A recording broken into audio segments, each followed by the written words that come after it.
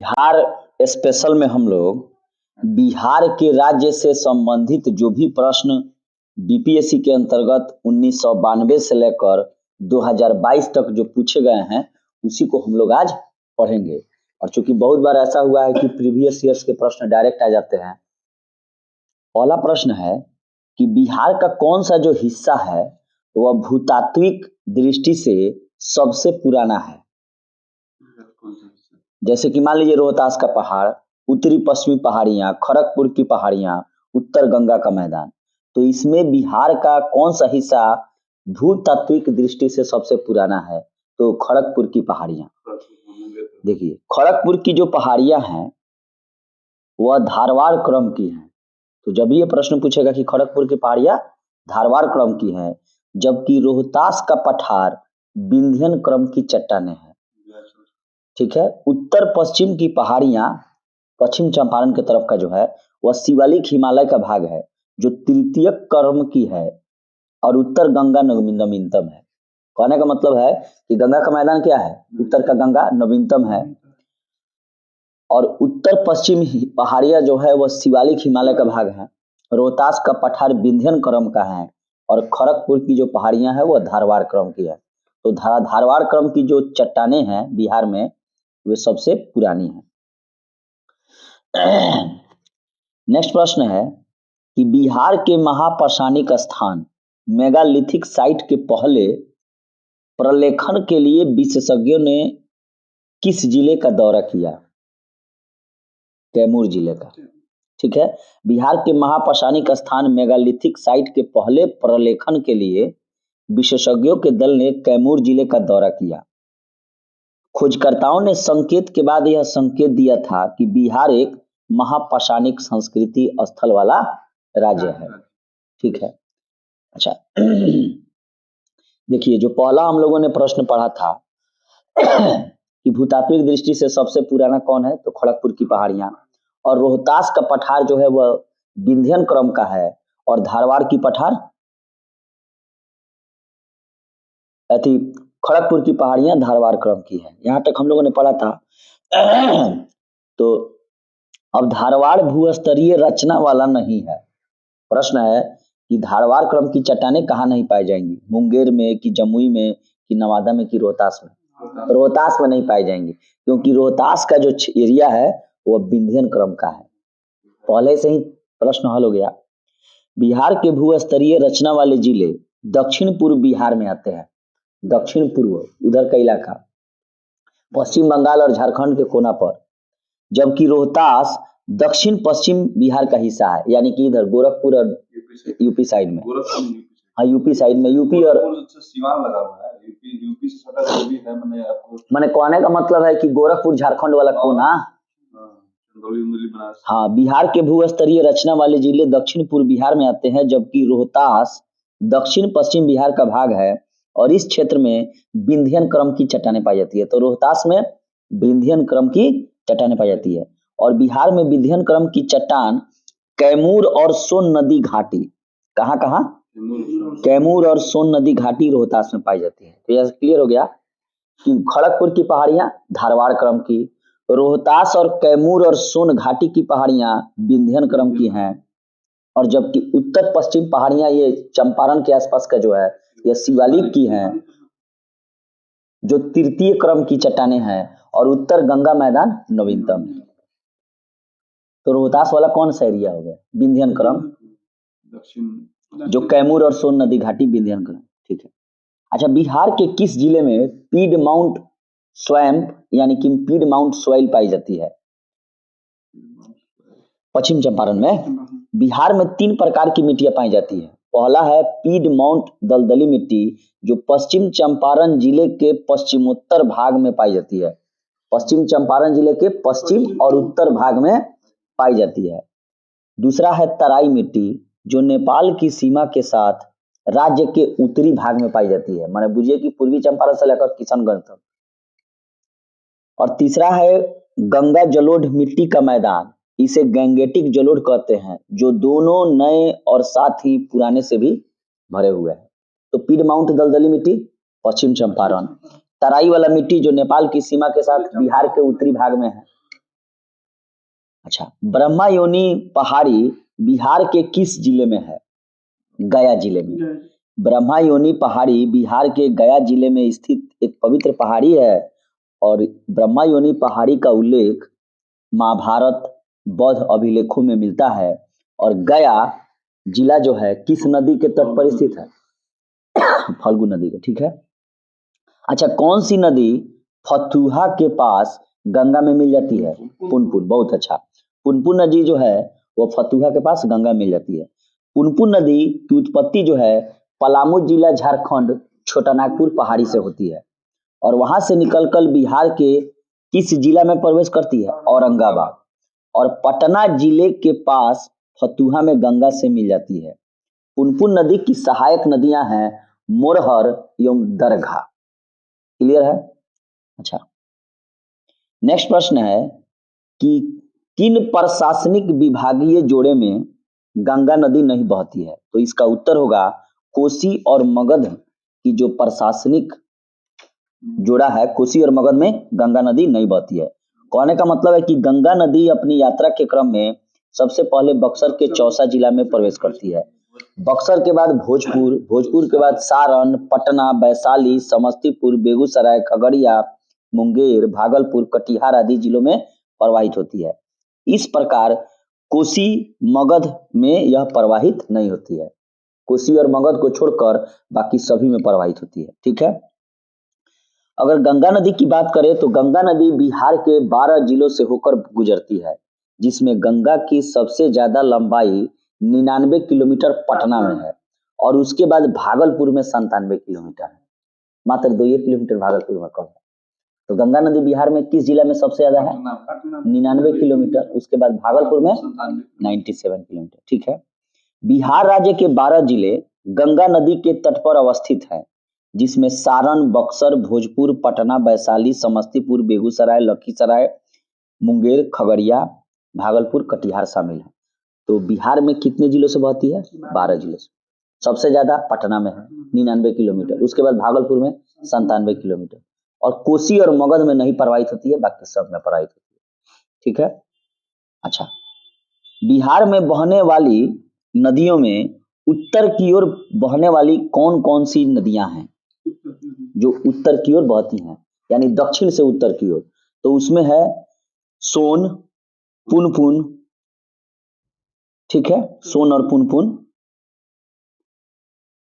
सोन पुनपुन जो नदी है, कर्मनाशा, सोन, पुनपुन, अजय, क्यूल, चंदन, ये सब नदियां उत्तर की ओर बहती हैं। फल्गु भी उत्तर की ओर बहती है, आके गंगा में मिल जाती है, ठीक है। अच्छा, बिहार का शोक किस नदी को कहा जाता है? कोसी नदी को। कोसी नदी एक सीमा पारीय नदी है, यानी कि हिमालय के उस पार से आती है, जैसे ब्रह्मपुत्र, सिंधु और सतलज की तरह, जो नेपाल और भारत से होकर प्रवाहित होती है और बिहार का इसे शोक कहा जाता है, ठीक है। अच्छा देखिए, आगे आज CWG CWA वाला उसमें पढ़े थे। यह कोपेन के जलवायु वर्गीकरण, कौन वैज्ञानिक? कोपेन के अनुसार उत्तर बिहार की जलवायु किससे प्रदर्शित होती है? CWG से। कोपेन के जलवायु वर्गीकरण के अनुसार उत्तर बिहार की जलवायु को CWG से प्रदर्शित किया जाता है, ठीक है। बिहार के कृषि जलवायु क्षेत्र में सबसे अधिक जिले कौन से हैं? उत्तर पश्चिम का जिला, हाँ, उत्तर पश्चिम इधर वाला कृषि जलवायु जो क्षेत्र बांटा गया है ना, तो सबसे ज्यादा उत्तर पश्चिम है, जिसमें चंपारण उपारण सब शामिल है। बिहार कृषि जलवायु क्षेत्र 4 में आता है, जिसे मध्य गंगा का मैदानी क्षेत्र कहा जाता है। मिट्टी के लक्षण, वर्षा, तापमान एवं भूभाग के आधार पर इन जलवायु का वर्गीकरण होता है। कल पढ़े थे हम लोग, मिट्टी, वर्षा, तापमान और भूभाग। उत्तर पूर्व, उत्तर पश्चिम जलोढ़ मैदान और दक्षिण बिहार जलोढ़ मैदान में बांटा गया है। उत्तर पूर्व, उत्तर पश्चिम और जलोढ़ मैदान है, तब दक्षिण बिहार। दक्षिण बिहार जलोढ़ मैदान को पुनः दक्षिण पूर्व और दक्षिण बिहार बांटा गया है। उत्तर पश्चिम जोन जो है उसमें 12 जिले शामिल है। उत्तर पश्चिम में 12 जिले, उत्तर पूर्व में 8 जिले, ये हम लोग नोट्स में पढ़े थे। दक्षिण बिहार जलोढ़ मैदान में कुल 17 जिले शामिल है। किसमें? दक्षिण बिहार में। तो ऑप्शन में दक्षिण बिहार नहीं था, जिसमें दक्षिण पूर्व जोन में 6 जिले और दक्षिण पश्चिम जोन में 11 जिले शामिल है। इस प्रकार स्पष्ट है कि सर्वाधिक जिले उत्तर पश्चिम जोन में शामिल है। ठीक है। मुजफ्फरपुर, दरभंगा और चंपारण जिलों में कौन सी मिट्टी सबसे ज्यादा पाई जाती है? नवीन जलोढ़। दरभंगा, मुजफ्फर और चंपारण जिले में नवीन जलोढ़ मिट्टी पाई जाती है। गंडक, बूढ़ी गंडक, बागमती आदि नदियों द्वारा प्रत्येक वर्ष बाढ़ के पानी लाए जाते हैं और उसी में मलबे और गाद रहते हैं। और नवीन जलोढ़ मिट्टी को खादर कहा जाता है और यह मिट्टी धान, गेहूं, पटसन, पटुआ, गन्ना जैसे फसलों के उत्पादन में सहायक होते हैं। और बिहार का सबसे ज्यादा जूट उत्पादक जिला कौन होगा? पूर्णिया। कह रहा है कि जूट का सबसे ज्यादा उत्पादन बिहार राज्य के पूर्णिया जिले में होता है और जूट की खेती बिहार के आर्द्र क्षेत्रों यानी कि वेट एरिया में होता है और इसकी उपज के लिए उच्च आर्द्रता चाहिए, हाई वेट चाहिए, ऊंचा तापमान चाहिए, उपजाऊ जलोढ़ मिट्टी चाहिए, हल्की वर्षा चाहिए 105 से 115 मीटर। आर्थिक समीक्षा 21-22 के अनुसार भारत में सबसे ज्यादा जूट उत्पादन पश्चिम बंगाल करता है और पश्चिम बंगाल का कुल जूट उत्पादन 79.68% है और बिहार का 10.20% है। असम 8.33% है। तो इस प्रकार बिहार दूसरा स्थान हो गया और सबसे ज्यादा जूट उत्पादन में अब बिहार राज्य में कौन जिला सबसे ज्यादा जूट उत्पादन? पूर्णिया, क्योंकि वेट एरिया में पड़ता है वह। अच्छा, प्रधानमंत्री मोदी ने मंडल बाघ परियोजना की नींव किस नदी पर रखी है? उत्तरी कोयल पर। 2019 में प्रधानमंत्री मोदी ने झारखंड के पलामू जिले के मेदिनीनगर में उत्तर कोयल नदी पर जो है मंडल डैम परियोजना, जो कि सिंचाई एवं पेयजल शिलान्यासों पेयजल योजना होगा, सिंचाई भी कीजिए, पानी भी पीजिए। यह परियोजना झारखंड के लातेहार, पलामू, गढ़वा जिले में स्थित है और यह परियोजना उत्तरी कोयल जो है वह सोन नदी की सहायक नदी है। इस परियोजना से बिहार के औरंगाबाद और गया जिले को लाभ होगा। बिहार का कौन जिला? औरंगाबाद, गया जिला। और झारखंड का गढ़वा और पलामू में सिंचाई की सुविधा होगी। तो इस प्रकार उत्तरी कोयल किसकी सहायक नदी है? और इसी पर मंडल बाघ परियोजना। त्रिवेणी नहर किस नदी पर निर्मित है? गंडक पर। हम ही लोग के यहाँ है। त्रिवेणी नहर का निर्माण बिहार के गंडक पर किया गया। कैमूर का पठार किसके लिए प्रसिद्ध है? चूना पत्थर। उसी दिन पढ़े थे हम लोग। कैमूर का पठार चूना पत्थर के लिए प्रसिद्ध है। कैमूर पठार रोहतास और कैमूर जिले में स्थित है और रोहतास की चट्टानें विंध्यन क्रम की हैं और यह पठार चूना पत्थर और बलुआ पत्थर से निर्मित है और चूना पत्थर के आधार पर बंजारी में ही सीमेंट उद्योग बना दिया गया है। माने चूना पत्थर क्या है? सीमेंट का कच्चा माल है। तो बंजारी जो जगह है वहां पर क्या सीमेंट उत्पादन का कारखाना है। डालमिया नगर भी तो उधर ना है जहाँ सीमेंट, तो जहाँ चूना पत्थर मिलेगा वहां सीमेंट उद्योग बन जाएगा। तो कैमूर का पठार चूना पत्थर। अच्छा, अनुपम झील किस राज्य में पड़ता है? बिहार में है और कैमूर जिला में है। अनुपम झील जो है वह बिहार के कैमूर जिला में स्थित है और यहीं पर इसी झील में कैमूर वन्यजीव अभयारण्य स्थित है। कैमूर वन्यजीव अभयारण्य बिहार के कैमूर जिले में स्थित कैमूर पहाड़ी श्रृंखला के बीच उत्तर प्रदेश की सीमा के पास सोन नदी के पश्चिमी तट पर भभुआ के निकट स्थित है। ठीक है। कैमूर वन्यजीव अभयारण्य बिहार का सबसे बड़ा अभयारण्य है। देखिए, बिहार का सबसे बड़ा वन्यजीव अभयारण्य कौन है? कैमूर। और यहीं पर अनुपम झील है। सांभर झील राजस्थान के जयपुर में है, खारे पानी का झील है। और सुखना झील चंडीगढ़ में है और कामा झील हरियाणा में है। सुखना झील चंडीगढ़, कामा झील हरियाणा और सांभर झील राजस्थान, जयसमंद झील राजस्थान। और कैमूर वन्यजीव अभयारण्य बिहार का सबसे बड़ा वन्यजीव अभयारण्य है और यह सोन नदी के किनारे यहीं पर कैमूर जिला में अनुपम झील बना है और वहीं पर कैमूर वन्यजीव अभयारण्य है। अच्छा, उत्तर बिहार किसके लिए प्रसिद्ध है? बाढ़ के लिए। उत्तर बिहार में कई नदियां बहती है जैसे बागमती, गंडक, बूढ़ी गंडक वगैरह, जो गंगा नदी में मिलती है। बाएं से कि दाएं से? बाएं से, बाएं से, इधर से। और इस क्षेत्र में प्रतिवर्ष बाढ़ आने के कारण यहाँ की फसल, जनजीवन अस्त व्यस्त हो जाता है। ठीक है। बिहार के क्षेत्रफल में कुल बोई गई भूमि का कितना प्रतिशत है? 77.9% जो है राज्य के कुल क्षेत्रफल का 77.9% क्षेत्र में फसल बोया जाता है। कहीं बिहार का मिट्टी इतना ना उपजाऊ है, कम है जी है ये 77.9% भौगोलिक क्षेत्र का खेती करना। इसका मतलब है कि वर्ल्ड में सबसे उपजाऊ मिट्टी बिहार की है।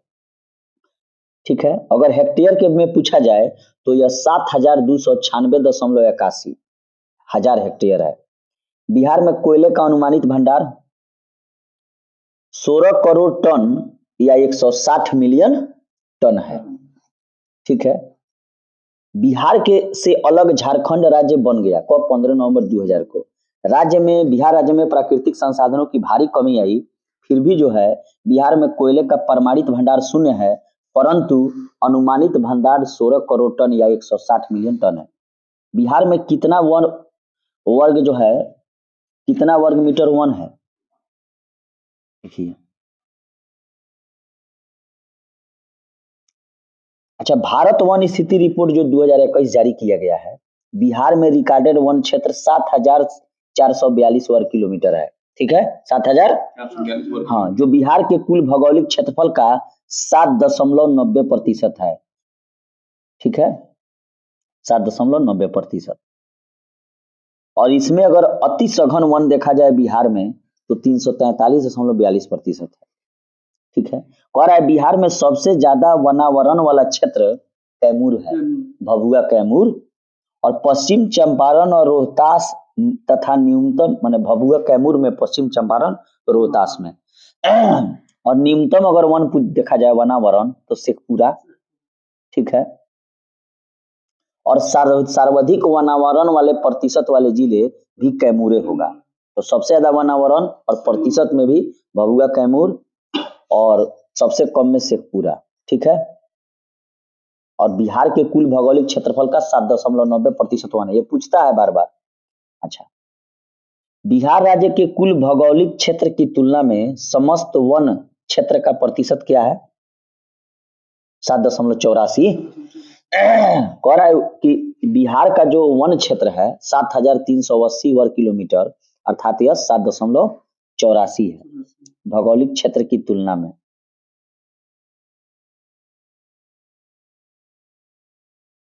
अच्छा, किस जिला में सबसे अधिक घने पतझड़ वाले वन क्षेत्र से घिरा है? पश्चिम चंपारण।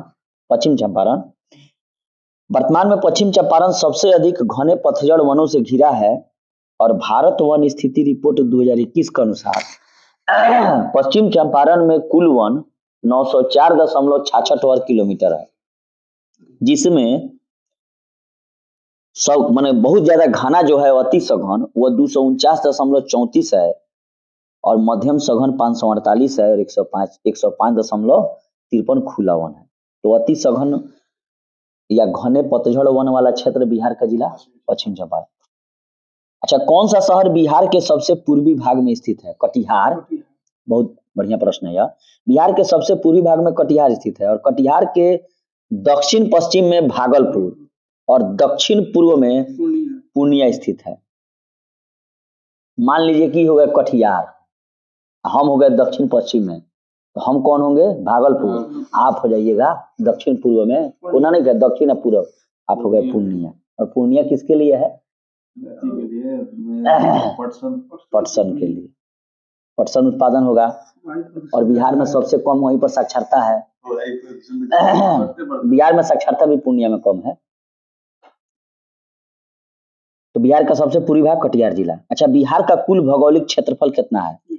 94,163 वर्ग किलोमीटर कहिए, या 1,73,877 वर्ग किलोमीटर था। 1,73,877 वर्ग किलोमीटर था, लेकिन झारखंड जब अलग हुआ तो मात्र 94,163 वर्ग किलोमीटर है। अच्छा, बिहार राज्य का कुल भौगोलिक क्षेत्रफल, अरे वही 94,163 किलोमीटर। अच्छा, संसार का सर्वोत्तम खनिज अवरख प्राप्त होता है। देखिए कहाँ कहाँ से प्राप्त होता है। अवरख जो है हजारीबाग, गिरिडीह और कोडरमा, ये तीनों झारखंड में है, और यहाँ से लगभग 80% अवरख बिहार के झारखंड से प्राप्त होता है। ठीक है, बिहार के झारखंड न था, बिहार के झारखंड। अच्छा, बिहार का तराई प्रदेश विस्तृत है भारत नेपाल सीमा के समांतर। बिहार का तराई प्रदेश भारत नेपाल सीमा के समांतर स्थित है और इसमें नेपाल से लगे जिलों में पश्चिम चंपारण, पूर्वी चंपारण, सीतामढ़ी, मधुबनी मधुबनी मछली में और साथ ही शहरीकरण कम है, सुपौल, अररिया, किशनगंज, ये तराई प्रदेश पतली पट्टी के रूप में विस्तृत है। बिहार की सोमेश्वर श्रेणी जो है यह सबसे क्या है, नया है।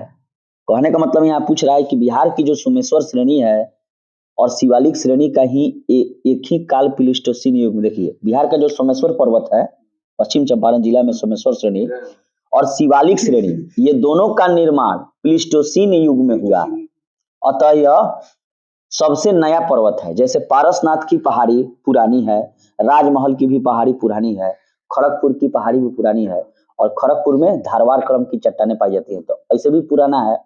तो इसमें सोमेश्वर श्रेणी नया है क्योंकि शिवालिक के साथ ही इसका प्लीस्टोसीन युग में निर्माण हुआ है। अच्छा, मुंडा जनजातियां कहाँ बसी हैं? देखिए झारखंड में चली गई हैं, लेकिन कुछ भाग बिहार में है। देखिए बिहार के कटिहार है ना सबसे पूर्वी जिला है, रांची झारखंड वाला, पश्चिमी सिंहभूमि, पलामू, पूर्वी सिंहभूमि, गुमला जिलों में मुंडा जनजाति संकेंद्रित है। तो यहाँ से प्रश्न पूछेगा कि बिहार में के किस जिले में जो है वह मुंडा जनजाति पाई जाती है? कटिहार में।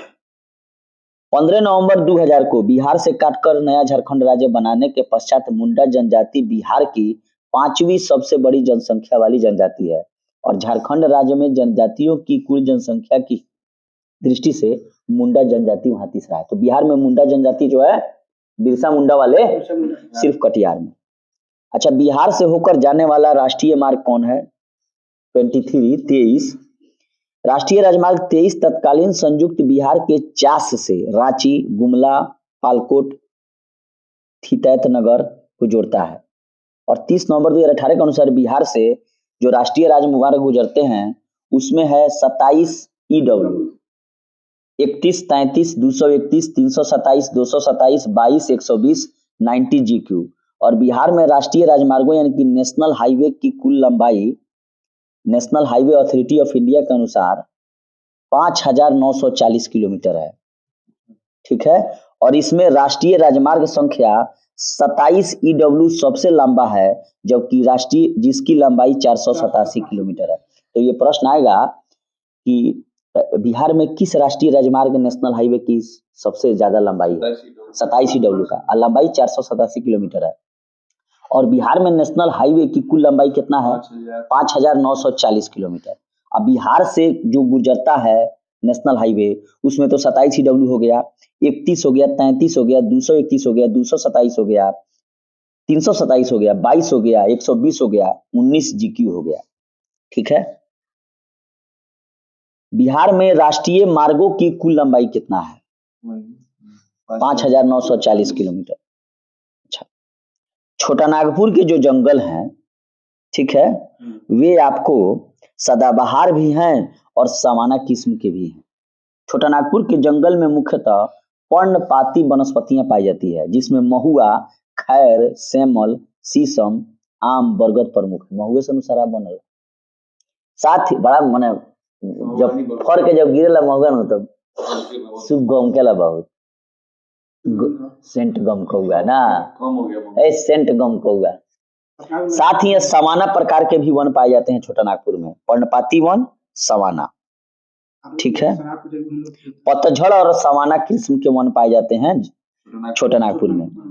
घास भूमिया झाड़ियों में यत्र तत्र वृक्षों की उपस्थिति सवाना प्रकार के वन की विशेषता है। और बिहार के किस जिले में सवाना पाए जाते हैं? पश्चिम चंपारण में। वाल्मीकि नगर जंगलवा में बड़का बड़का जब घासवा ना होला, साई खनी बुझाई की 50 फीट के बाद उहे सवाना किस्म के घास हवे आ ओकरा के हाथी घासी वगैरह कुछ कुछ कहल जाला आ ओई में शेरवा लुकाई रहल सन, माने बाघ हो अचानक अटैक करेगा। टाइगर आ जाई सामने तक का हुई टाइगर जिंदा है। बिहार में भारी मशीन निर्माण प्लांट कहाँ स्थित है? तो रांची में। चला गया झारखंड में। अब बिहार में भारी मशीन निर्माण plant heavy engineering corporation limited की स्थापना वर्ष 1958 में रांची में की गई। हैवी इंजीनियरिंग कॉरपोरेशन लिमिटेड पूंजीगत उपकरण, मशीन टूल्स, स्पेयर पार्ट्स का निर्माण कर देश के प्रमुख उद्योगों को उनकी आपूर्ति करता था। टाटा लौह इस्पात कारखाने में लौह अयस्क कहाँ से लाया जाता है? तो सिंह भूमि से। टिस्को जो है उसकी स्थापना 1907 में की गई थी साकची जमशेदपुर में, और वहां लौह अयस्क की पूर्ति सिंह भूमि जिले से होता है। अच्छा, बिहार के किस जिले में बिहार का एकमात्र राष्ट्रीय उद्यान यानी कि स्थित है? पश्चिम चंपारण में, और इसका नाम है वाल्मीकि नगर अभयारण्य। ठीक है, वाल्मीकि नगर अभयारण्य है। बिहार का कौन सा शहर वन्य जीव अभयारण्य यानी कि वाइल्ड लाइफ सेंचुरी और राष्ट्रीय पार्क के लिए प्रसिद्ध है? ये दोनों हो गया है, वन्य जीव अभयारण्य और राष्ट्रीय पार्क चल गया है झारखंड में, हजारीबाग में। ठीक है। अच्छा, वन्य जीव अभयारण्य बिहार के मुंगेर जिले में स्थित है, उसका क्या नाम है? भीम बांध। भीम बांध वन्य जीव अभयारण्य की स्थापना 1976 में बिहार के मुंगेर जिले में हुई थी, और यह 682 वर्ग किलोमीटर है। जबकि वाल्मीकि नगर वन्य प्राणी अभयारण्य पश्चिम चंपारण में, गौतम बुद्ध पक्षी अभयारण्य गया जिला में, और राजगीर वन्य जीव अभयारण्य नालंदा में। तो भीम बांध कहाँ है? मुंगेर में, गौतम बुद्ध गया में, राजगीर नालंदा में, और वाल्मीकि पश्चिम चंपारण में। बिहार में वन्य जीव वाइल्ड लाइफ के लिए प्रसिद्ध है कौन? तो गया। गया में कौन है? गौतम बुद्ध। कोयले पर चलने वाले 3 थर्मल पावर स्टेशन जो बिहार में स्थित है उसका नाम है बोकारो, चंद्रापुर और संथालडी। तो बोकारो, चंद्रापुर, चंद्रपुरा, संथालडी तीनों पावर स्टेशन है, बिजली बनाते हैं जो कोयला आधारित हैं। वर्तमान में तीनों झारखंड राज्य में चले गए हैं, और वर्तमान में बिहार में बरौनी, बाढ़, कहलगांव कोयला आधारित थर्मल पावर स्टेशन एनटीपीसी संचालित करता है, नेशनल थर्मल पावर कॉर्पोरेशन।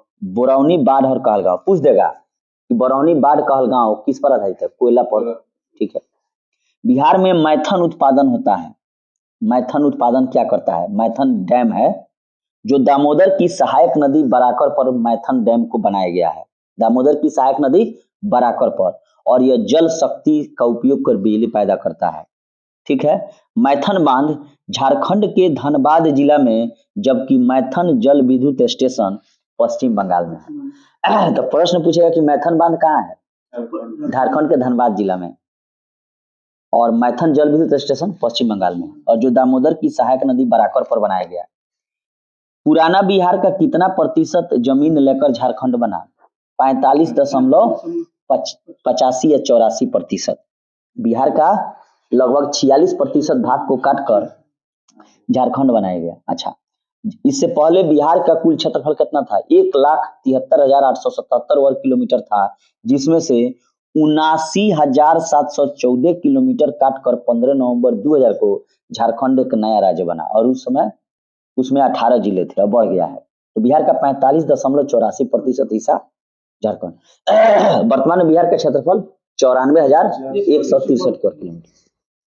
ठीक है।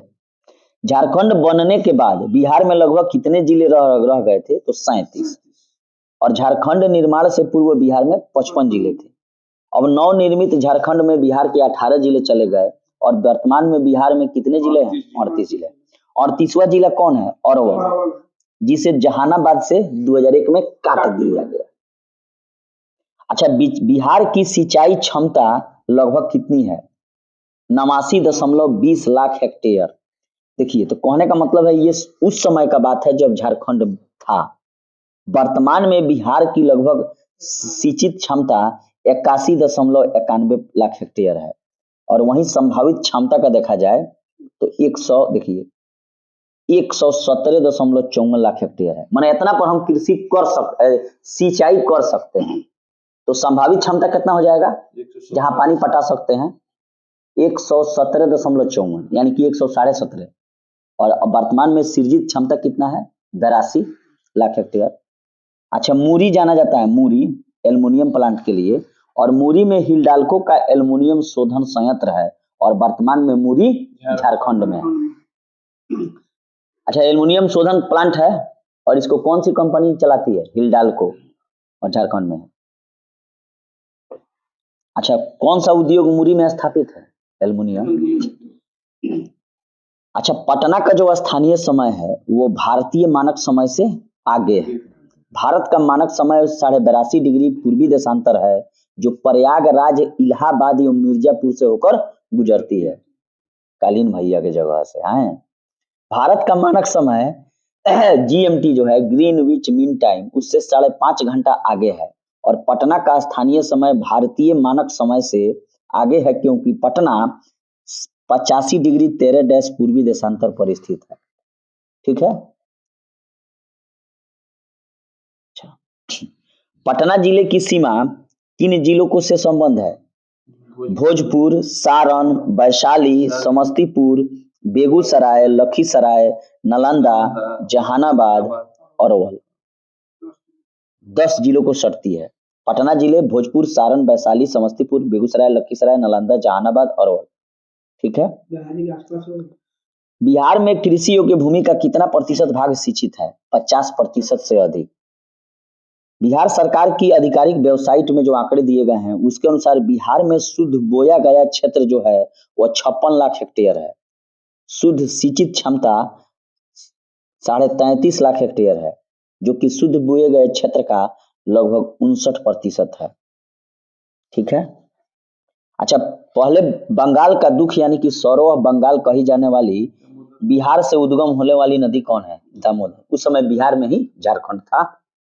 दामोदर नदी बंगाल का दुख कहा जाता है, यानी कि सौरव बंगाल, और दामोदर नदी झारखंड के लातेहार जिला से उत्पन्न होती है।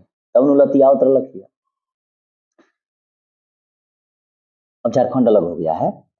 बिहार में उत्पादन की दृष्टि से चावल के बाद दूसरी फसल कौन है? गेहूं है। ठीक है।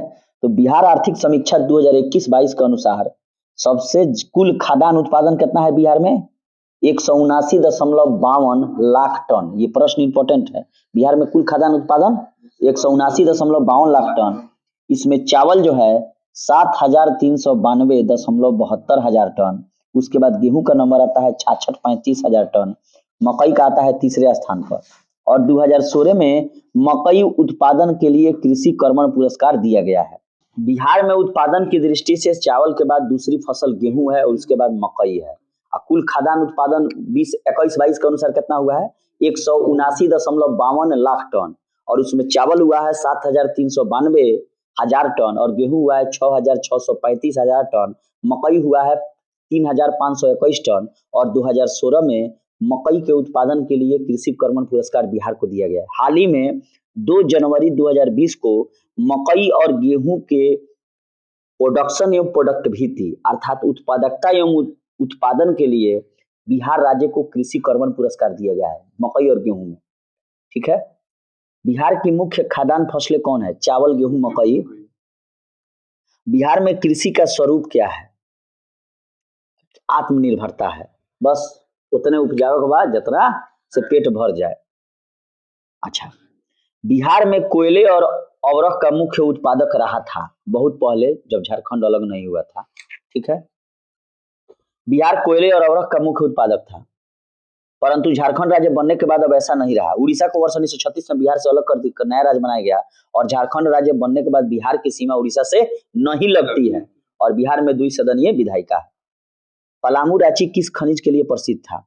लौह अयस्क के लिए। देखिए, जो नया रिपोर्ट है 2019 का, झारखंड के पलामू जिले में जो खनिज पाए जाते हैं, बहुत सारे खनिज पाए जाते हैं, और पलामू अपने मैग्नेटाइट लौह अयस्क के लिए विशेष रूप से जाना जाता है। ठीक है। देश के कुल खनिज उत्पादन का कितना प्रतिशत बिहार से प्राप्त होता था? कहने का मतलब है बिहार का हिस्सा मात्र इसमें अब 3% ही रह गया है। ठीक है। 3%, झारखंड अलग हो गया इसलिए। अच्छा, देश में कच्चे तांबे के उत्पादन में बिहार का क्या स्थान रहा है? अभी कोई स्थान नहीं है। बिहार में तांबा मिलता ही नहीं है, झारखंड अलग हो गया। कहानी खत्म कीजिए।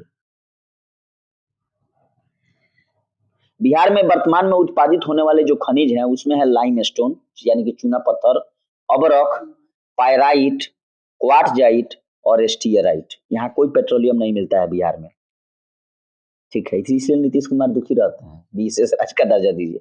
अच्छा, बिहार में जो कैमूर भभुआ है, पहले भभुआ कहा जाता था, मुंगेर रोहतास जिले में लाइमस्टोन मिलते हैं, चूना पत्थर, तब न सीमेंट उद्योग है डालमिया नगर और बंजारी में। माइका जो है नवादा जिले में अबरख, क्वार्टजाइट लखीसराय मुंगेर नालंदा जिले में, एवं लेड जिंक जो है बांका रोहतास में। लेड जिंक कहाँ मिलता है? बांका रोहतास में। क्वार्टजाइट लखीसराय मुंगेर नालंदा में। माइका यानी कि अबरख नवादा जिले में मिलता है, इंपॉर्टेंट है, 6वीं बीपीएससी में पूछा है। लाइमस्टोन भी वही मिलता है, ठीक है। कैमूर मुंगेर और रोहतास में। अच्छा, बिहार के कुल भौगोलिक क्षेत्र का वानाच्छादित प्रतिशत लगभग कितना है? 7 देखिए, बिहार के कुल भौगोलिक क्षेत्र का 15.7% वानाच्छादित था, लेकिन 2021 का जो रिपोर्ट है इसमें मात्र 7.84% भाग पर ही वन है। बिहार में लौह अयस्क कहाँ से प्राप्त होगा? कोई लौह अयस्क नहीं प्राप्त होता है बिहार में, झारखंड में चला गया सी भूमि। बिहार, भारत में बिहार अग्रणी उत्पादक है किसका? बस एक गो चूना पत्थर का। वहीं कैमूर भभुआ रोहतास जिला से लाइमस्टोन, बंजारी में चल जाइए डालमिया नगर में सीमेंट उद्योग। भारत में किसके उत्पादन में बिहार एकाधिकार है? वही लाइमस्टोन चूना पत्थर। बिहार के किस जिले में अबरख का भंडार है? वही नवादा जिले में। नवादा जिले में जो है अबरख यानी कि माइका का भंडार है, जबकि क्वार्टजाइट जो है वो लखीसराय मुंगेर नालंदा में पाया जाता है, और लेड जिंक बांका रोहतास में। अच्छा, और लौह का उत्पादन झारखंड में चला गया सिंह भूमि जिला, ठीक है। और वहीं से सिंह भूमि जिला से जो है जमशेदपुर बोकारो स्टील सिटी जो है लोहा प्राप्त करता है। अच्छा, रेल डिब्बा और अभियांत्रिकी उद्योग मुजफ्फरपुर और मोकामा में स्थित है। क्या है? रेल डिब्बा कहाँ बनता है? रेल डिब्बा इंजीनियरिंग मुजफ्फरपुर मोकामा में। बिहार राज्य अवस्थित है किन देशांतरों के बीच? 83 डिग्री 19-50 से लेकर 28-17-40 पूर्वी देशांतर के बीच, ठीक है। 83 में 5 और 19 में से 2 गए ना। बिहार की सीमा से लगने वाले भारत की राज्यों की संख्या कितनी है? हाँ, 3 गो, उत्तर प्रदेश, पश्चिम बंगाल, झारखंड, उड़ीसा ना लगेला, और एगो नेपाल लगता है इधर। हाँ, बिहार में दामोदर प्रवाहित होती है एक भ्रंश घाटी से। दामोदर को बंगाल का शोक कहते हैं, और इसका उद्गम छोटा नागपुर पठार से होता है, और यह भ्रंश घाटी से होकर प्रवाहित होती है। मैथन बांध जो है दामोदर की सहायक नदी बराकर पर हुई है, इसमें मैथन डैम झारखंड में है और जल विद्युत पश्चिम बंगाल में है। अच्छा, कौन सी नदी गंगा में मिल जाती है? गंडक, सोन, घाघरा, पुनपुन। तो गंडक किधर से मिलेगी?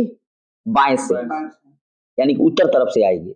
घाघरा भी उत्तरी तरफ से आएगी, सरयू जी से कहा गया है, और सोन पुनपुन इधर से आएगी। सोनपुर दानापुर के पास मिल जाती है, पुनपुन फतुहा मिल जाती है दाएं से, यानी कि दक्षिण तरफ से। गंडक पहलेजा घाट, ठीक है, वही जहां सोनपुर मेला लगता है। पटना नामक स्थान के निकट। घाघरा सरयू रिविलगंज सारण के निकट, और सोन नदी पटना के निकट, वहीं दानापुर, तथा पुनपुन फतुहा नामक स्थान पर गंगा मिल जाती है। बिहार का पहला रामसर साइट कौन है? कांवर झील। कहाँ है? बेगूसराय में। बहुत अच्छा। जुलाई 2020 में कांवर ताल या कांवर झील बिहार का पहला रामसर साइट है, और यह झील बेगूसराय जिले में स्थित है। और 2022 तक भारत में कुल 75 रामसर आदर्श स्थल घोषित किया जा चुके हैं, जिसमें सबसे ज्यादा तमिलनाडु का है। छोटा नागपुर की में प्रारंभिक स्तर पर अर्थव्यवस्था पहले आधारित था वनों पर, ठीक है। पठारी इलाका है, कृषि कार्य नहीं होता है, इसलिए यहाँ उद्योग धंधे खनिज कार्य विकसित नहीं हो पाते हैं। अच्छा, बिहार में सोने की खाल, सोने की खानें कहाँ स्थित थी? 17वीं शताब्दी में पटना में। रॉल्फ फिच जो आया था अकबर के काल में, रॉल्फ फिच, वो बिहार का दौरा करता है और कहता है कि पटना के लोग काफी अंधविश्वासी प्रकृति के लोग हैं, जो जमीन खोद कर सोने की खोज करते हैं।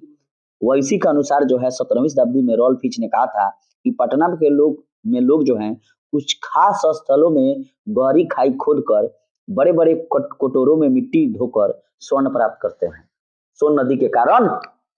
लेकिन सोन नदी में सोना नहीं, बालू पाया जाता है। बिहार के किस जिले में सबसे अधिक सोने का भंडार है? तो जमुई में। बिहार के जमुई जिला में सर्वाधिक स्वर्ण भंडार पाए गए हैं। केजीएफ के भी दाव दिलस।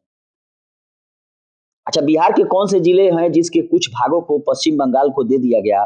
तो ये राज्य 1956 में राज्य पुनर्गठन आयोग के समय बिहार के मानभूमि जिले में स्थित पुरुलिया का अधिकांश भाग चास थाना को छोड़कर पूर्णिया के कुछ भाग पश्चिम बंगाल को दे दिया गया और पूर्णिया जूट उत्पादक केंद्र है।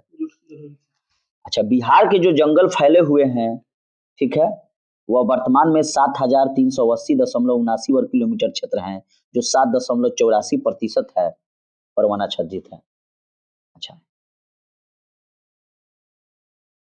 बिहार के क्षेत्र के प्रतिशत के रूप में कुल वन क्षेत्र कितना है? 15.23%। ठीक है, एशिया का सबसे बड़ा जलप्रपात हुंडरू जलप्रपात कहाँ है? रांची में है, स्वर्ण रेखा नदी पर।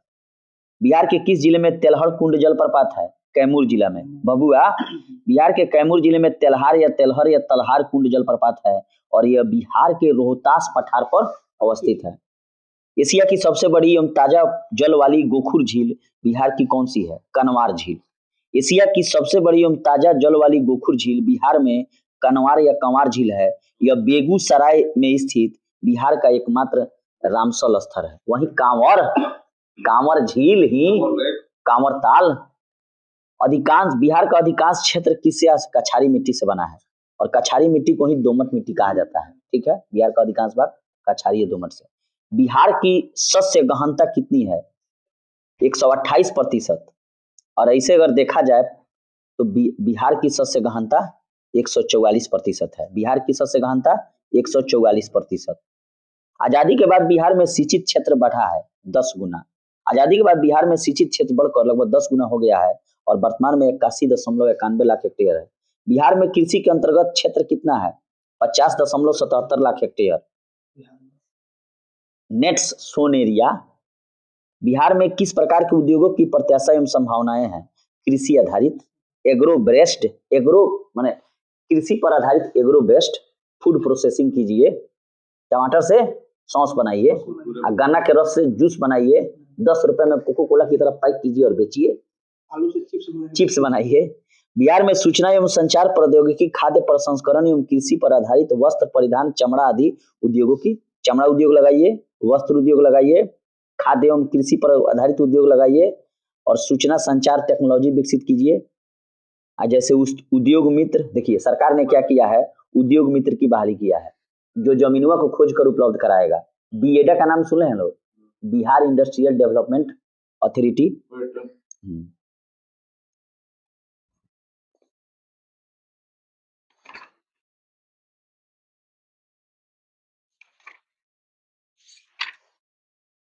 कृषि से संबंधित भी प्रश्न पूछता है। अच्छा, जैन धर्म के प्रवर्तक महावीर स्वामी का मोक्ष स्थान कहाँ है? पावापुरी।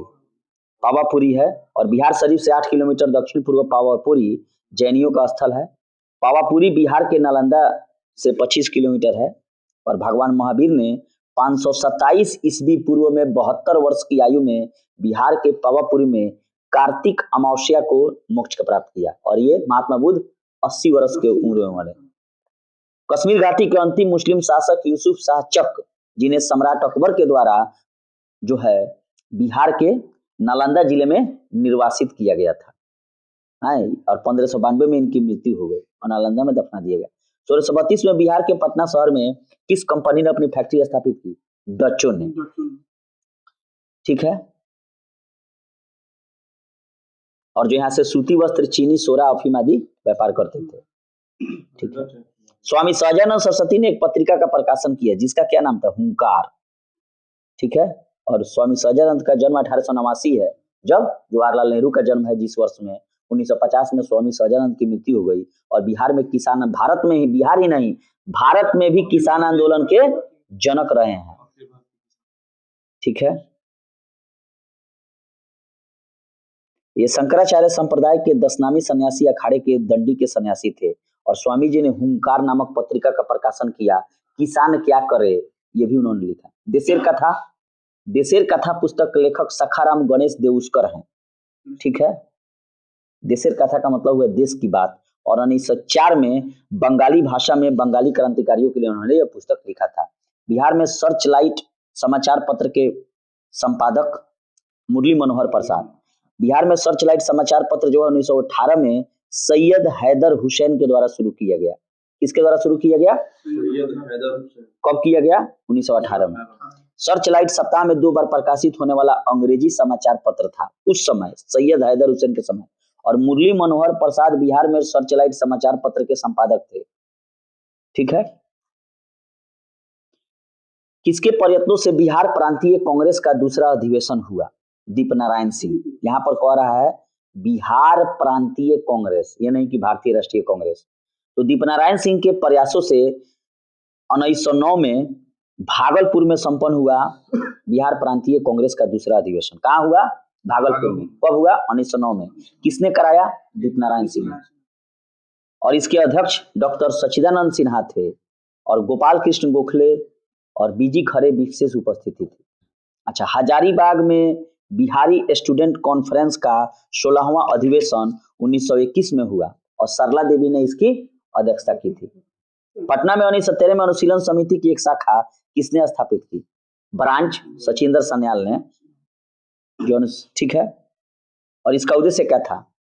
खून का बदला खून। अगर अंग्रेज हमको मार रहे हैं तो हम भी उनको गोली मार देंगे। गलत फैसला सुनाओ लो, बम से उड़ा दें जज लोग। असहयोग आंदोलन के दौरान बिहार में किसानों का नेतृत्व किसने किया? स्वामी विद्यानंद ने। और इन्होंने 2022 के दौरान बिहार के किसानों का मधुबनी जिला में नेतृत्व किया। दरभंगा राज्य के इलाके के जो लठैत थे, दरभंगा राज्य के अधिकारी, हुए किसानों पर तरह तरह के अत्याचार कर रहे थे, तो इन्होंने आंदोलन किया। ठीक है। स्वामी विद्यानंद। 1922-23 में मुंगेर में किसान सभा का गठन किसने किया? शाह मोहम्मद श्री कृष्ण सिंह ने। बहुत अच्छा। शाह मोहम्मद जुबैर और श्री कृष्ण सिंह द्वारा किया गया। परंतु किसान आंदोलन को निर्णायक मोड़ स्वामी सहजानंद सरस्वती ने 1928 को किसान सभा की औपचारिक स्थापना सोनपुर मेला के अवसर पर किया। तो किसान मुंगेर किसान सभा, शाह मोहम्मद जुबैर और श्री कृष्ण सिंह, 1922-23। अब किसान सभा या प्रांतीय किसान सभा तो स्वामी सहजानंद। हाँ, किसान सभा 1928, प्रांतीय किसान सभा 1929। बिहार प्रांतीय किसान सभा का गठन सहजानंद सरस्वती। ठीक है। और इसका विस्तार जो है, बिहार प्रांतीय किसान सभा का विस्तार में सहयोग करने वाले व्यक्ति थे कार्यानंद शर्मा, राहुल सांस्कृतायन, पंचानन, यदुनंदन, और ये सब वामपंथी थे। बिहार प्रोविंशियल सभा का गठन कब हुआ? 1929 में। देखिए नाम बदल रहा है, क्या लिख रहा है? प्रोविंशियल। और इसका अध्यक्ष कौन बनाया गया? सहजानंद सरस्वती। Triple S. बिहार में स्वराज दल का गठन किसने किया? श्री कृष्ण सिंह ने। स्वराज दल कह रहा है, स्वराज पार्टी नहीं कह रहा है। और साथ ही अगर अखिल भारतीय स्वराज पार्टी कह, देखिए प्रश्न पूछेगा बिहार स्वराज दल तो श्री कृष्ण सिंह, अखिल भारतीय कांग्रेस स्वराज पार्टी या अखिल भारतीय स्वराज दल कहेगा तब वो होगा मोतीलाल नेहरू एवं सी आर दास। और बिहार में स्वराज दल का जो ब्रांच बना वो श्री कृष्ण सिंह के नेतृत्व बना 23 में। बिहार में कांग्रेस का प्रथम अधिवेशन कहाँ हुआ? बांकीपुर, पटना। कौन थे? Are N मधुलकर। 27वां अधिवेशन था। और इसमें महासचिव कौन थे? सच्चिदानंद सिन्हा। और स्वागत समिति का अध्यक्ष कौन था? मौलाना मजहरुल हक। स्वागत समिति जानते हैं, यही लोग व्यवस्थापक था। और वही ना सैफुद्दीन किचली को पकड़ लिया था स्वागत समिति के अध्यक्ष को, जिसके लिए बजालीवाला बांग में विरोध हुआ और वहीं पर डायर ने गोली चला दिया। तो जो 1912 में बांकीपुर पटना में हुआ, आर एन मधुलकर की अध्यक्षता में 27वां अधिवेशन था। और इसमें स्वागत समिति का अध्यक्ष मजहरुल हक और महासचिव कौन थे?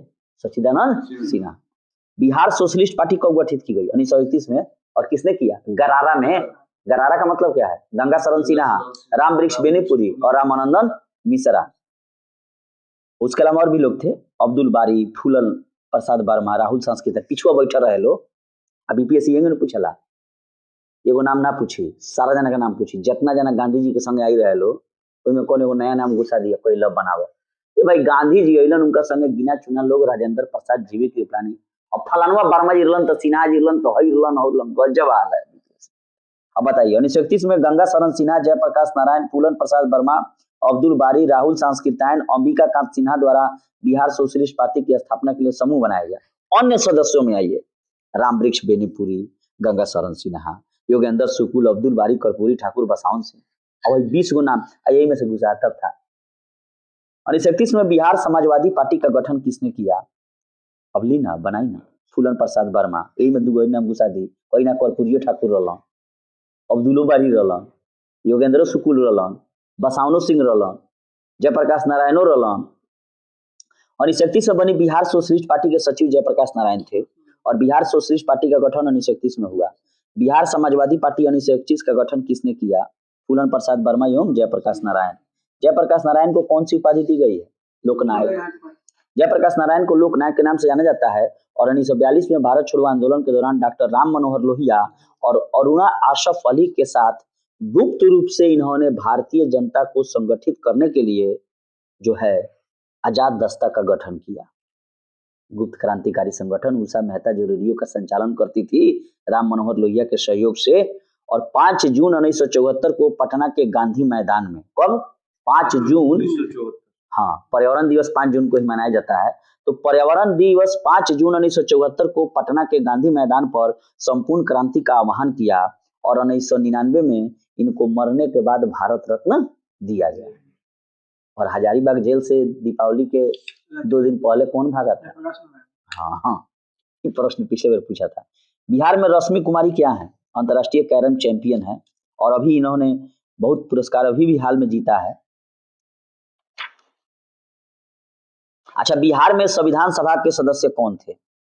तो 9 दिसंबर 1946 को संविधान सभा का गठन हुआ। इसके पहले अध्यक्ष, देखिए, पहले अध्यक्ष कहिए चाहे अस्थायी अध्यक्ष कीजिए, दोनों बिल्कुल सही।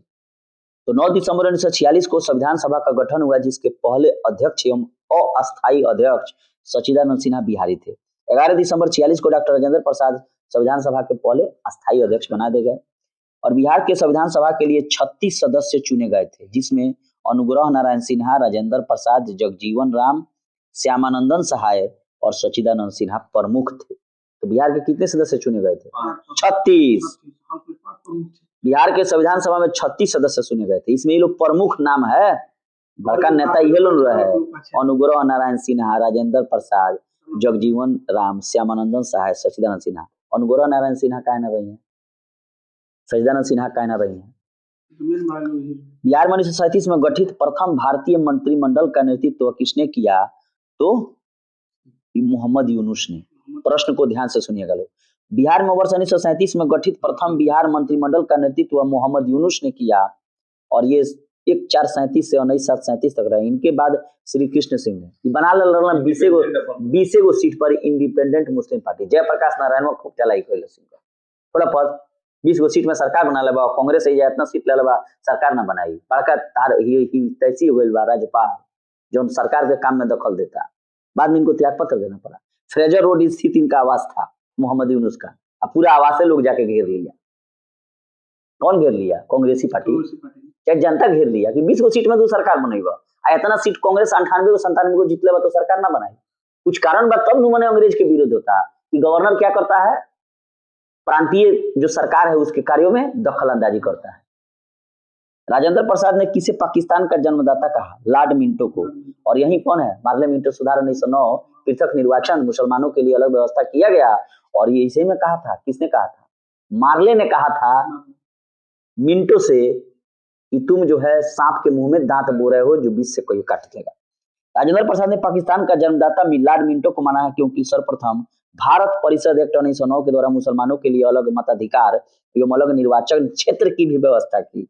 राजेंद्र प्रसाद के अनुसार भारत में सांप्रदायिकता पृथक चुनाव इकाइयों और विशेष सुविधाओं के कारण बढ़ी और पृथक निर्वाचन इकाइयों ने सांप्रदायिकता की भावना को बढ़ा दिया। अगर शब्द कहे कि सबसे पहले पाकिस्तान का जन्मदाता कौन है? मोहम्मद इकबाल। पाकिस्तान शब्द का प्रयोग किसने किया?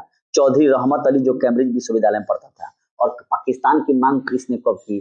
तो मुस्लिम लीग ने 1939 में। ठीक है। पटना लॉन का गांधी मैदान के रूप में नामकरण कब हुआ? तो गांधी जी जब मर गए ना 1948 में तब जाके हुआ। 30 जनवरी 1948 को तब जाके हुआ। पहले उसका नाम पटना लॉन था, बाद में गांधी मैदान पर।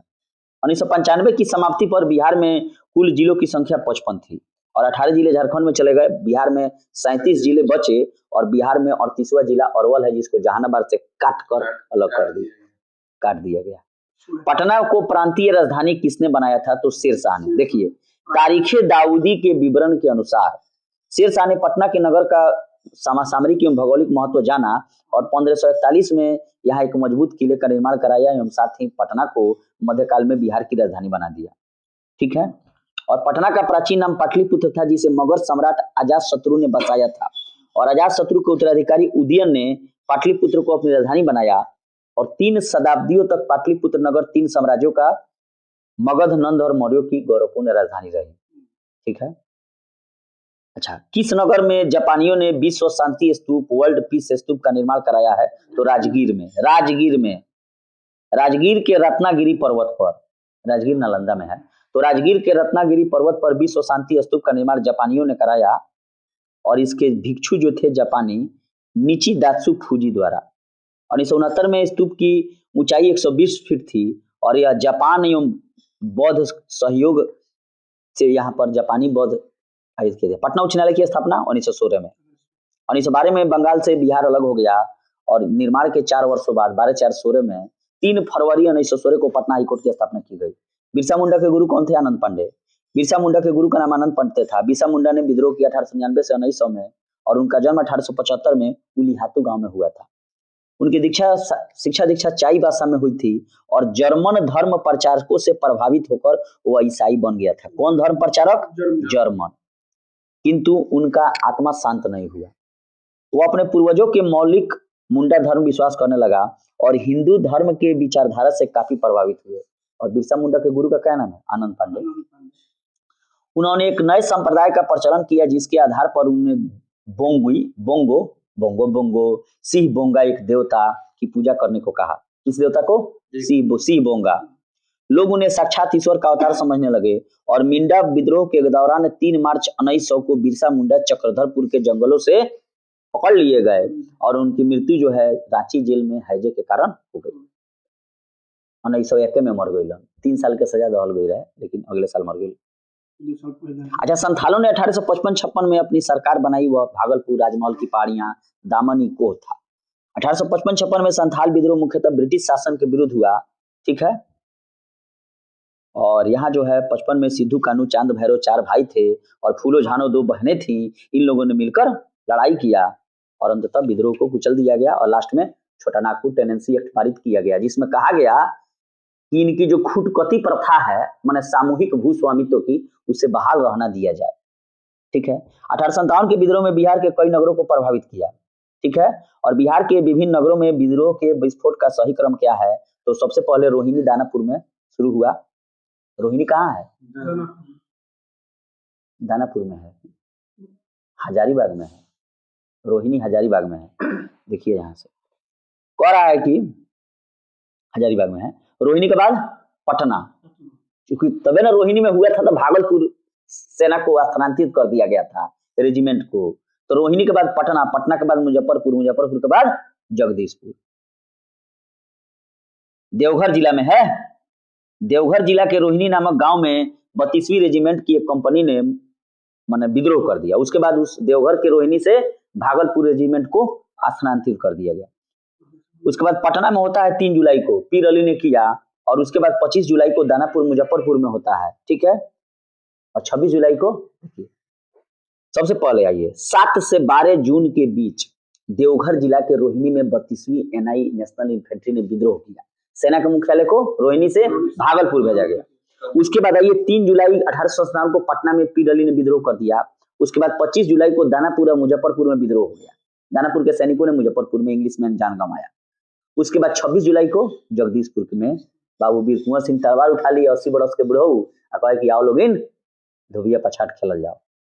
बिहार के किस नेता ने महात्मा गांधी के साथ किसान आंदोलन का नेतृत्व किया? राजकुमार शुक्ला। गांधी जी राजकुमार शुक्ला के साथ जो है 1917 में 10 अप्रैल को पटना आए। 15 अप्रैल को किसानों से मिलना आरंभ कर दिया और राजकुमार शुक्ल धरणीधर रामनवमी प्रसाद प्रमुख व्यक्ति थे। ठीक है, और यहीं से महात्मा गांधी को महात्मा की उपाधि रविंद्रनाथ टैगोर ने दिया। बापू की उपाधि राजकुमार शुक्ला ने। बिहार के सुप्रसिद्ध संत सरफुद्दीन मनेरी का संबंध बिहार के फिरदौसी सिलसिला से है और इनका जन्म 1262 में मनेर पटना में हुआ था। ठीक है, फिरदौसिया कौन? सरफुद्दीन मनेरी।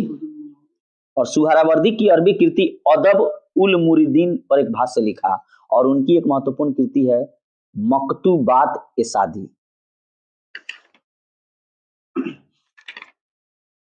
अच्छा, बिहार की स्थापना कब की गई थी? 1912 में। आधुनिक बिहार का निर्माता किसे कहा जाता है? सच्चिदानंद सिन्हा को। सच्चिदानंद सिन्हा भारत के प्रसिद्ध राजनीतिज्ञ, शिक्षाविद, अधिवक्ता एवं पत्रकार थे। सच्चिदानंद सिन्हा को आधुनिक बिहार प्रांत का वास्तविक निर्माता माना जाता है। निस्संदेह बिहार के बंगाल से पृथकीकरण आंदोलन में वे प्रमुख थे। सच्चिदानंद सिन्हा को संविधान सभा का प्रथम अस्थायी या प्रथम अध्यक्ष बनाया गया और संविधान सभा की पहली बैठक 9 दिसंबर 1946 को संसद भवन के सेंट्रल हॉल में सच्चिदानंद सिन्हा की अध्यक्षता में। बिहार कब भारत में एक स्वतंत्र प्रदेश बना? 1912 में। 22 मार्च 12 को जारी उद्घोषणा के द्वारा बंगाल से अलग कर बिहार उड़ीसा नाम के एक नए राज्य का गठन किया गया, जो 1 अप्रैल 1912 को प्रभावी हुआ। अर्थात 1 अप्रैल 1912 को बिहार सचिवालय ने काम करना शुरू किया, लेकिन 22 मार्च 12 को अलग हुआ, इसकी घोषणा की गई। इसी कारण बिहार में प्रतिवर्ष 22 मार्च को बिहार दिवस मनाया जाता है। 1 अप्रैल 36 को उड़ीसा को अलग कर दिया है और उसके बाद क्या किया गया? झारखंड को 15 नवंबर 2000 को। बिहार बंगाल से कब अलग हुआ? 12 में। बिहार बंगाल से कब अलग हुआ? 12 में। एक भारतीय राज्य के रूप में बिहार कब बना? 36 में। भारतीय राज्य के जब भी प्रश्न पूछेगा 1936 तक बिहार उड़ीसा संयुक्त रूप से प्रांत है। खूब ध्यान से सुना है। बिहार की स्थापना कब हुई? 12 में। ठीक है। बिहार कब भारत में एक स्वतंत्र प्रदेश बना? तो 12 में। बिहार एक भारतीय राज्य के रूप में बिहार कब बना? तो 1936 में।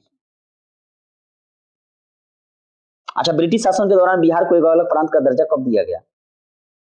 1936 में। किस वर्ष उड़ीसा बिहार से अलग हुआ? 36 में। किस वर्ष उड़ीसा को बिहार से अलग किया गया? 36 में। अच्छा, किस अधिनियम के अंतर्गत बिहार एक अलग राज्य बना? 1935 में। भारत शासन अधिनियम 1935। अच्छा, बंगाल और बिहार में भूमि पर किराएदारों के अधिकारों को बंगाल किराएदारी यानी कि बंगाल टेनेंसी एक्ट कब पारित हुआ? 1885 में। अच्छा, बिहार विधान परिषद की पहली बैठक किस वर्ष बुलाई गई? 1913 में। बिहार विधान परिषद की प्रथम बैठक 1913 को बांकीपुर में हुई थी। ठीक है। बिहार के प्रथम भारतीय गवर्नर कौन थे? सत्येंद्र प्रसाद सिन्हा। इनको 1921 में बिहार उड़ीसा के गवर्नर थे और इस पद पर नियुक्त होने वाले ये पहले भारतीय भी थे। अच्छा, कहने का मतलब है कि 1908 में जो छोटा नागपुर काश्तकारी अधिनियम किस पर रोक लगाया? कोई को बैठ बेगारी, बलात्श्रम, जबरन गलती काम कैली सब ना हुई। अच्छा, छोटा नागपुर काश्तकारी अधिनियम कब पारित हुआ? 1908 में। बिहार विधानसभा में अनुसूचित जाति अर्थात एससी के उम्मीदवारों के लिए कितने सीटें हैं? 2 गो एसटी है। Total seat 243। 203 गो सामान्य के बाद। बिहार में पंचायत निकायों में महिलाओं को 50% आरक्षण किस वर्ष दिया गया? 2006 में। ठीक है। यह 8 अप्रैल 2006 से लागू है और बिहार में त्रिस्तरीय पंचायती राज व्यवस्था है, जिसमें सबसे निचले स्तर पर ग्राम पंचायत है और ग्राम पंचायत में ग्राम सभा क्या है? प्रत्यक्ष लोकतंत्र का उदाहरण है। सामने एकदम बहस हुई ग्राम सभा में, मुखिया लोग के उपाय हुई ना। प्रखंड स्तर पर पंचायत समिति और जिला स्तर पर जिला परिषद है। मूल रूप से बिहार शब्द का अर्थ क्या है? बौद्ध मठ। और 12वीं सदी के अंत तक उदंतपुरी विश्वविद्यालय की स्थापना किसने की थी? गोपाल ने। और विक्रमशिला धर्मपाल ने। अच्छा, 1866-67 में नील खेतीहरों के बिहार में हुए विद्रोह के क्षेत्र की पहचान कीजिए और वह दरभंगा और चंपारण था। यही ना लाल सरैया कोठी में आग लगा दिए थे लोग। राजकुमार शुक्ला किस गांव के निवासी थे? मुरली भरारवा। और महात्मा गांधी से लखनऊ में मुलाकात किया, कहा गांधी जी चलिए। ठीक है। चंपारण में गांधी जी को आमंत्रण किसने दिया? राजकुमार शुक्ला ने। किसने दुखी आत्मा दुखी हृदय जैसे छद्म नामों के तहत लिखकर चंपारण के किसानों की दुर्दशा पर प्रकाश डाला? पीर मोहम्मद मुनीस। पीर मोहम्मद मुनीस का अन्य और किताब है चंपारण में अत्याचार, चंपारण में महात्मा गांधी और हिंदू मुस्लिम एकता। ठीक है। बिहार में किसान आंदोलन के कुछ नेताओं के नाम बताइए। Triple S, Swami Sahajanand Saraswati, Vidyanand, Yadunandan Sharma, Karyanand Sharma, Rahul सांस्कृतायन, Panchanand Sharma. 1830 के दशक में पटना नगर केंद्र था किसका? बहावी आंदोलन का और इसके प्रवर्तक कौन थे? अब्दुल बहाव। और उन्हीं के नाम पर इनका बहावी आंदोलन नाम पड़ा। ठीक है। और 1830 के दशक में सैयद अहमद पटना यात्रा के दौरान बहावी आंदोलन का, बाद में इनको काला पानी की विलायत अली नायनत अली को कहाँ भेज दिया गया? काला पानी की सजा दे दिया गया, आंदोलन खत्म हो गया। भागलपुर में नमक सत्याग्रह किसने किया? महादेवलाल सराफ ने। भागलपुर में नमक सत्याग्रह का नेतृत्व 1930 वाला महादेवलाल सराफ, दीप नारायण सिंह, रामेश्वर नारायण अग्रवाल, कैलाश बिहारी लाल ने किया। और नरवास पिंड कहाँ था? पटना में। और सबसे पहले नमक कानून चंपारण सारण से शुरू किया गया। और बिहार का एकमात्र व्यक्ति कौन गांधी जी के संग 78 स्वयंसेवकों में था? गिरधारी लाल चौधरी। गिरधारी चौधरी जो साबरमती से दांडी के लिए जा रहे थे लोग 12 मार्च 1930 को, उसमें गिरधारी चौधरी था। अच्छा, बिहार के किस नगर में जो है सूर्य मंदिर है? औरंगाबाद देव में, औरंगाबाद देव में। ठीक है, औरंगाबाद के देव में जो तालाब में सूर्य मंदिर बना है। और इसका जानते हैं छठ पूजा के लिए बनाया गया था। 1930-32 में बरही कांग्रेस ने सफलतापूर्वक अंग्रेजी हुकूमत को किस जिले से नाकाम कर दिया था? मुंगेर जिला से। 1930-32 के मध्य बरही कांग्रेस ने मुंगेर जिले में सफलतापूर्वक अंग्रेजी हुकूमत को नाकाम कर दिया था। देखिए, लेकिन 1857 के क्रांति में मुंगेर जो है अछूता रहा है, मुंगेर विद्रोह नहीं किया है। ठीक है। अच्छा, बिहार के पहले कांग्रेस मंत्री सभा का नेतृत्व किसने किया? श्री कृष्ण सिंह ने। कह रहा है कि श्री कृष्ण सिंह जी ने, श्री कृष्ण सिन्हा के नाम से जाना जाता है, बिहार केसरी भी कहा जाता है और भारतीय राज्य बिहार के प्रथम सीएम थे। 1937 के प्रथम कांग्रेस महासभा में मंत्री बने। ठीक है, उस समय बिहार के मंत्री को प्रधानमंत्री कहा जाता था। 1946 में श्री कृष्ण सिंह पुनः बिहार के मंत्री बने और 1961 तक, अपने मरने के समय तक, 31 जनवरी 1961 तक पद पर रहे। बिहार के प्रथम मुख्यमंत्री श्री कृष्ण सिंह। बिहार केसरी श्री कृष्ण सिंह। 1939 में बिहार में अंबारी सत्याग्रह का नेतृत्व किसने किया? तो राहुल संस्कृतायन ने। और जो एक पेशे से क्या थे? साहित्यकार थे। झारखंड कब अस्तित्व में आया? 2000 में, 15 नवंबर 2000 को भारत का 28वां राज्य बन गया। बलदेव सहाय ने महाधिवक्ता के पद से कब त्याग पत्र दिया था? तो 1942 में, भारत छोड़ो आंदोलन के समय। ठीक है। अच्छा, रामविलास पासवान ने अपना राजनीतिक सफर किस राजनीतिक दल से प्रारंभ किया था? संयुक्त सोशलिस्ट पार्टी। देखिए, रामविलास पासवान ने अपना राजनीतिक जीवन संयुक्त सोशलिस्ट पार्टी के मेंबर के रूप में किया। 1969 में विधायक बने। 1974 में लोक दल में शामिल हो गए। 1977 में हाजीपुर लोकसभा से रिकार्ड मतों से जीते और 1983 में दलित सेना का गठन किया। 89 में फिर जो जीते और इनकी पार्टी को बनाए थे किसके? झोपड़ी छाप, जो कौन छीन लिया? पशुपति कुमार पारस, बेटा से इनको। अच्छा, बिहार के वर्तमान राज्यपाल कौन है? फागू चौहान। बिहार के मुख्य न्यायाधीश संजय करोल। बिहार के मुख्यमंत्री 8वीं बार शपथ ले रहे हैं। हमको लगता है ये लोग जीवित रहेंगे तो ये लोग सब रिकॉर्डे बना देंगे पूरे वर्ल्ड में। बिहार के मुख्य चुनाव अधिकारी HR श्रीनिवास।